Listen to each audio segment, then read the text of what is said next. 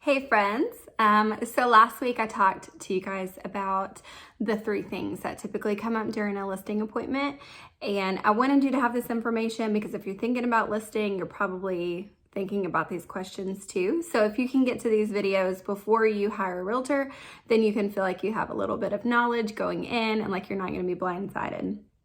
So the very first thing that I talked about in my last video, like the elephant in the room situation, anytime I go into a listing appointment, is everyone wants to know, how much does it cost to sell a home? How much is it going to cost me at the end of the day to sell this home, between title company fees, brokerage fees, survey fees, all of this stuff? What am I actually going to walk away with?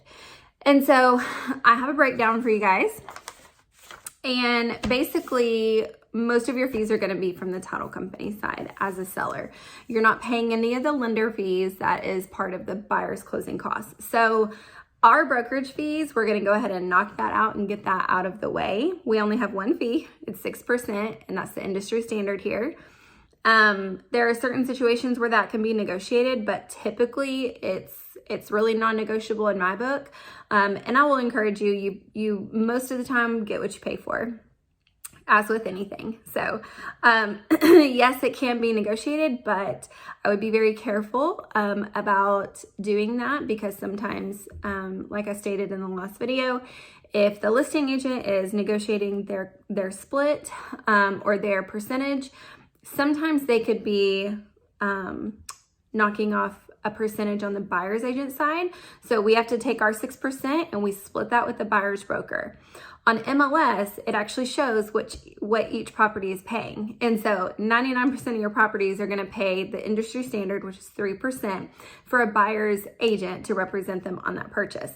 Well, if they see a property is only paying 2.5%, they may not show that house to them. And so that's the harsh reality, okay?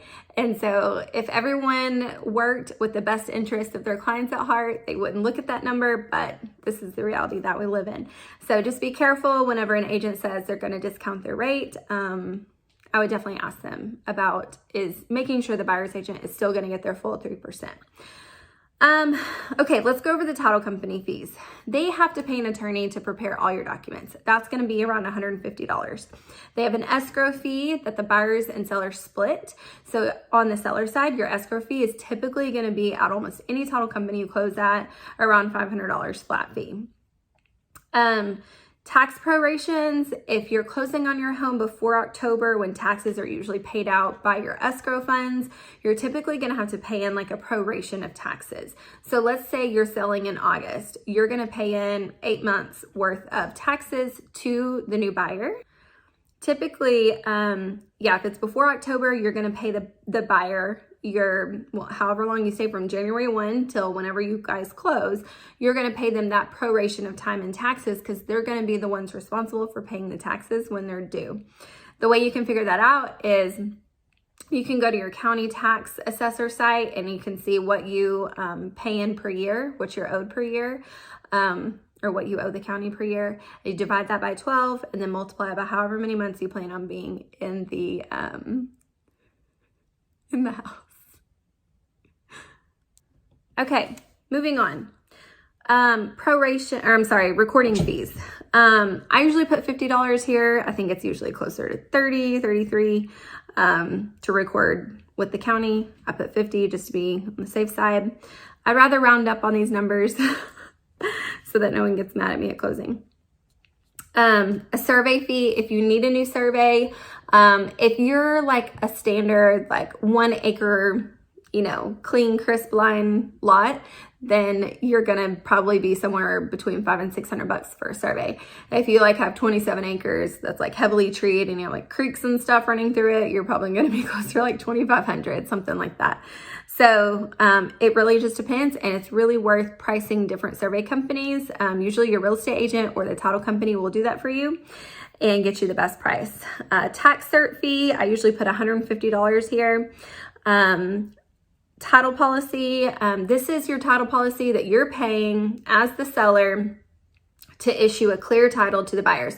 This is saying that I'm going to sell you this home, and I'm going to make sure that you have title insurance so that if there's a second lien or a mechanic's lien or a judgment or any kind of thing on that clouds our title that that surfaces after we close, you have title insurance that says, hey, the title company is going to take care of that because it's on them for missing it.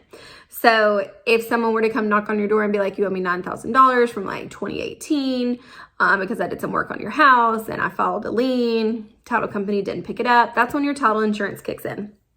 So as a seller, you have to provide a title policy. Unless you are paying cash for a property, a title policy is not required. It is highly recommended. So that's what that is for. That usually, there's a formula to it. I could bore you with the numbers, or I could just tell you it's typically going to be somewhere between $1,000 and $2,500, depending on how much your home is worth and how much the sales price is. So that's where all of this comes in handy, is because I can give you like more exact numbers if I know what our sales price is going to be. And then I can give you a total of what everything is going to cost. We take that off of what we decide to make your sales price. Let's just say that we're shooting to sell it at $400,000. We'll take, X amount of dollars off of that. And then you can find your payoff with your lender. You can take that off the top. And then that leaves you with your net proceeds. So you can decide from there, okay, this is what we're going to have left over.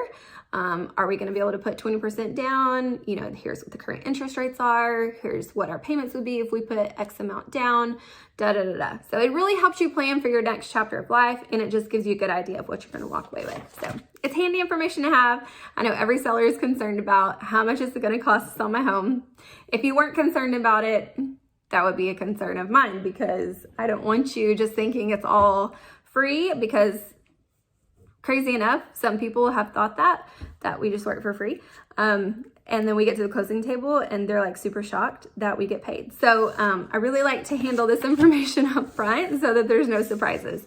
And like I said, you definitely get what you pay for. And I believe that we're worth every penny. So we'll take you and guide you through the whole process, making sure that you get top dollar. I will tell you, go look up your research on for sale by owners. All you out there that are like, oh, I could for sale by owner, I don't need no realtor. We see your posts and you have a freedom of speech here, but I would encourage you to go look up the research on that, because statistically, even by saving 6%, which most for sale by owners end up paying 3% for a buyer's agent anyway, even if you're saving the full 6%, you're still leaving money on the table most of the time, because you're not marketing it on the MLS to all the buyers, and you're not getting a true comparative analysis from a real estate agent that says what your home is worth. So typically for sale by owners are marketing their home at below fair market value. So you end up leaving more money on the table by doing for sale by owner, and then you have to do all the work by yourself, and then you're calling all your friends and you're Googling everything because you're stressed out and it's in the middle of the deal and you're like, I don't know what this title document means and I don't know if I'm getting taken advantage of. So it really just helps to do things the right way and have your own representation, someone that really cares about you and your bottom line. And I treat everybody's money like it's my own grandma's money. So even if that means, hey, we shouldn't sell now, we should wait a year or two. I've done that multiple times with people, especially in the last year. They thought they could get a certain amount.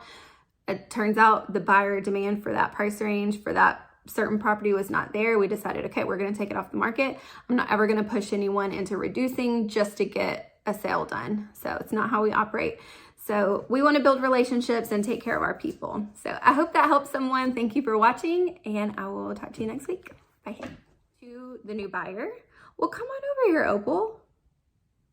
You got something to say? No? All right, bye then. By 12, and then multiply by however many months you plan on being in the house. Come on. Just whatever you want to do. It's your world. I'm just living in it. Okay, moving on.